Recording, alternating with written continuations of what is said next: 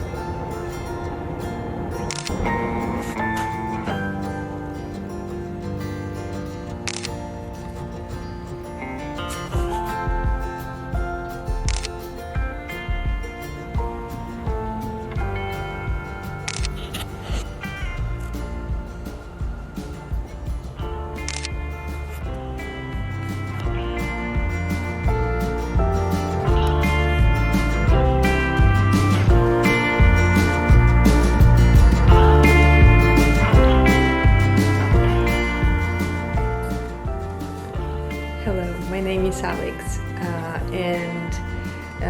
we are Seeds of the Camino. It's a project that for now it's just in an urban setting, but we are hoping to grow.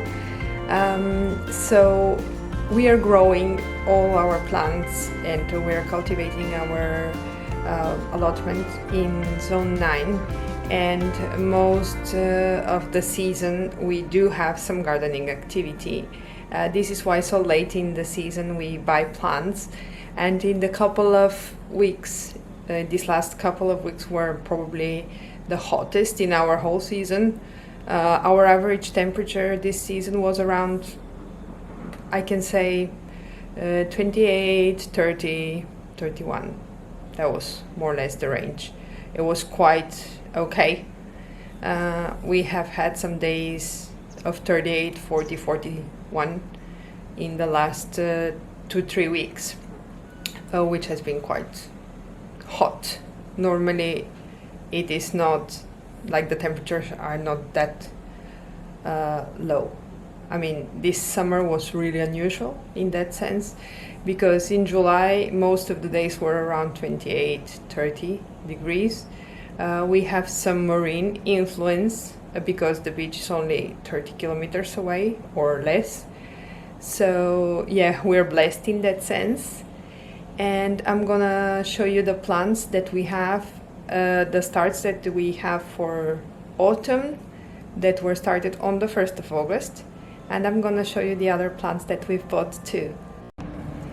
So we can start here with the seeds that were planted on the 1st of August. So all the ones that you see here were planted exactly at that time. So the 1st of August, because it was the first supermoon of August. I love those type of coincidences. So it is a tremendous growth. So imagine today is the 24th of August, and our white Allium fistulosum is like this. Kohlrabi, Chinese cabbages, pak choi, you can see all these rainbow chard are quite big already too. So it's amazing, like in 3 weeks they're almost ready to go into the ground. This is more or less the size of a plant, of a Chinese cabbage plant that you can find at nurseries here. So it's amazing. Only 24 days later they're almost ready to go into the ground. And then I have dill. These ones are, well, rucola plants. The one that is the wild variety, like Selvatica, and these are kale plants. They're doing very well too. And here's a Shiso plant, and I'm gonna show you the new additions. So these are quite a lot of plants that we have here. I'm gonna start with the Shiso. I love this plant for many reasons, and all these here, the Shiso, this is an Ora-Pro-Nobis plant, a Tomatillo, and Anise Hyssop. We bought these in Caminha. We went to the farmers market there because we knew that some very nice plants can be bought there. So these are the plants that we found interesting. I was more specifically looking for the Shiso plants. They're already enormous. Look at those. I'm gonna show you how to take some cuttings of those. I'm really excited to try and propagate these. And then I have this plant that was left to die at the parking lot of my building. We looked at it like for I don't know how many days. We watered it several times, and in the end we decided to take it home. So here's our adoptive succulent. I suppose it's a sedum. I love sedums. We had them in our previous house. Their flowers are really good for the bees. So yeah, very nice. I was really excited about this one. And about the choice of plants here, I've been interested in this one, in the Ora-Pro-Nobis, for several reasons for many months now. I even tried to look for it in suppliers around here. You can find it in Cantinho das Aromáticas, which is a store in Vila Nova de Gaia, but eventually I found it there, so it's really good. I really like this plant, and I'm gonna talk about it in a different video. Then Shiso, well, what's not to love about Shiso? It has great medicinal properties. If you love Asian cooking, it's something really nice to have. And then I'm gonna try and propagate these because I would really like to have more of them and to give to a friend too. And then here, this is a Tomatillo plant. I have actually bought some tomatillos too to try them. I have never tried them. I was really interested in trying those, and in that sense this was a bonus, and it came with the anise hyssop. Now the anise hyssop, it's a very interesting plant. First, it's great for bees, and then apparently its leaves are very nice, because you can see it's been here for a week and it's already been munched on. I found a caterpillar this morning there, so yeah, it's a little bit sad for me, but I will have to take most of these plants to the garden anyway. So yeah, this is one of the things. If you have a small garden, it's inevitable. Pest pressure can be quite unpleasant. So yeah, new additions. These are plants that I've wanted to have for quite a long time, especially this tree, and I'm gonna dedicate a separate video to them. Mentioning pest pressure, I know this sounds like really strange because it's just a small balcony garden, but I can give you an example. For example, with the rue plants that we have, or salvias, sage plants.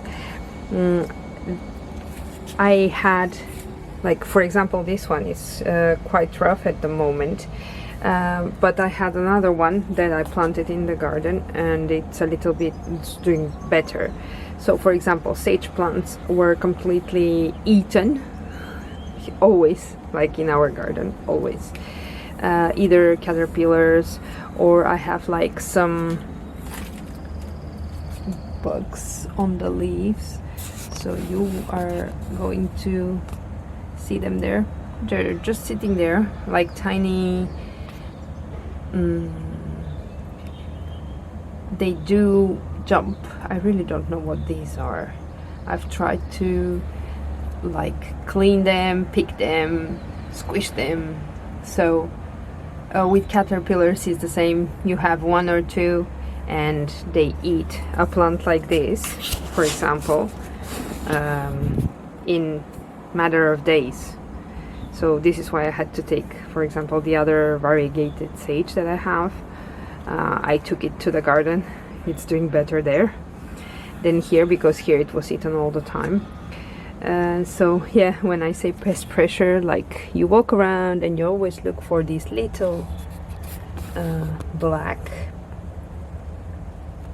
things, like this one, for example. This is like caterpillar poop. So when you see this and you see leaves that are munched on, you are sure that you have a caterpillar, like the one here, right here. Yeah, so I found a caterpillar this morning, and yeah, I will really need to take it to the garden. So yeah, although it might be a small space, but life belongs to all the places. I can't do much. So yeah, this is what we have. So thank you for joining me for this little tour. Obviously our holiday was not like a real holiday, going out for many days, because you need to take care of seedlings. So this makes it a little bit restricted, but this is something that makes me really happy. In fact, we had the opportunity to go to a place for some days, but we decided not to, and yeah, well, this is a present for those that stay and just do a day trip to places. So thank you for joining me, and I wish you a wonderful week. All the best.